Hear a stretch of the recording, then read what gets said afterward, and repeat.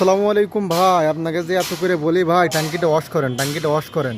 আপনারা তো ট্যাঙ্কি ওয়াশ করবেন না, দেখেন ট্যাঙ্কির ভিতরে কী অবস্থা। ভালো ভালো ট্যাঙ্কিগুলো আপনারা এইভাবে পচাই ফেলাচ্ছেন। আপনারা 2-3 মাস পর পর এই যে দেখেন বাইরের সাইডটা কত ফ্রেশ, ট্যাঙ্কিটা বাইরের সাইডটা কত ফ্রেশ, আর ভিতরের সাইডটা দেখেন। এরকম বিশ্বাস করবে ভাই? ভিতরে এমন দেখেন, জঙ্গলও দেখেন। আপনাকে এত করে বলি যে ভাই ট্যাঙ্কিটা ওয়াশ করে চালান, এত ট্যাঙ্কি ওয়াশ করে চালান। আপনারা মোটরসাইকেলের ট্যাঙ্কিটা ওয়াশই করবেন না। যারা এই ভুলগুলো করছেন, গাড়ি কেনার পর থেকে শুধু তেল ভরে না চালান, তারা কিন্তু আসলে খুব বিপদে পড়বেন ভাই সামনে। ট্যাঙ্কিটা খুলে ভালো করে পেট্রোল দিয়ে, হুইল পাউডার দিয়ে আপনারা এই ট্যাঙ্কিটা 2-1 মাস পর পর, 3 মাস পর পর ওয়াশ করবেন, ট্যাঙ্কিটা ফ্রেশ থাকবে।